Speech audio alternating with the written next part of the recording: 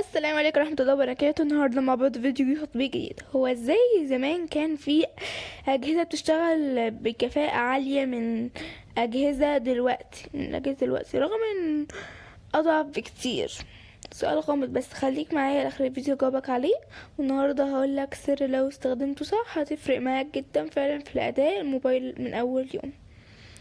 بصي يا صديقي، تطبيقات بقت هي العقل المدبر لأي موبايل، مش بس دلوقتي او ادوات. ده بقت اللي بتحدد هل جهازك سريع ولا بطيء، نظيف ولا مليان بالمشاكل.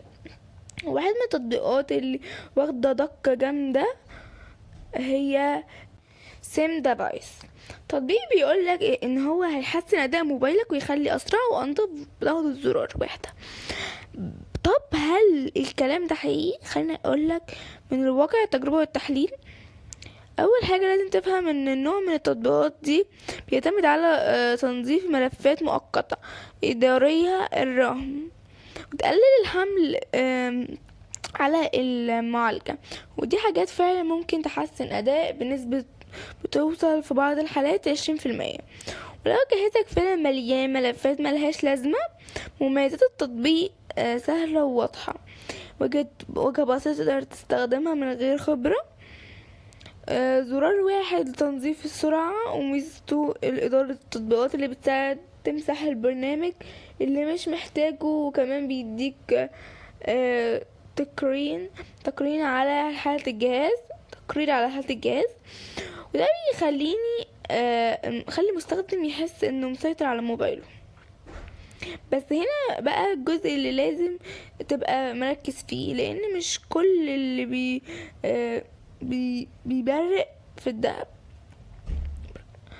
من خلال آراء المستخدمين على بلاي ستور في شكاوى كتير من الإعلانات المزعجة جدا، لدرجة ان كل عملية تنظيف ممكن يظهر بعدها إعلان، وده بيخلي التجربة نفسها أبطأ بدل ما تكون أسرع. يعني في ناس بتشتكي ان التحسن مش دايما، يعني ممكن تحس بفرق بسيط في الاول وبعدين يرجع الجهاز زي ما كان، وده طبيعي لان النظام نفسه هو اللي بيدير الموارد مش التطبيق بس. طيب فين الفخ؟ عايزين نخش الفخ ببساطة ان التطبيق بيخليك تعتمد عليه بشكل مبالغ فيه، وكل شوية يقولك موبايلك محتاج تنظيف حتى لو مش محتاج، عشان تفتح التطبيق اكتر وتشوف اعلانات اكتر، وده مصدر اساسي للربح. المطور بيكسب ازاي؟ الاعلانات، الاشتراكات، وفي بعض الحالات عرض خدمات مدفوعة جوه التطبيق، وده نموذج شائع جدا في التطبيقات المجانية. طب نستخدمه ازاي صح بشكل كويس عشان ما نخشش في الفخ؟ بلاش نستخدم كل شوية، مرة او مرتين في الاسبوع كفاية. ركز على حذف التطبيقات اللي مش بتستخدمها بايدك، وما تعتمدش على الكحل السحري، ولا خلي بالك من الاذونات زيادة عن اللزوم. يعني اذونات فتح الكاميرا او الاذونات، اي اذونات غير الاذونات اللي انت شايف ان هي ممكن تستعمل في التطبيق وفي نظافة التليفون، غير كده لا. ولو مش مقتنع، في بدايل تانية، في فيلز باي جوجل بيقدم نظافة ذكية بدون اعلانات مزعجة. في سي كليزنت معروف والقوة في الإدارة ملفات تنظيف نظام. اس دي ميدي احترافي بيوصل الملفات عميقة من أي تطبيق يوصله.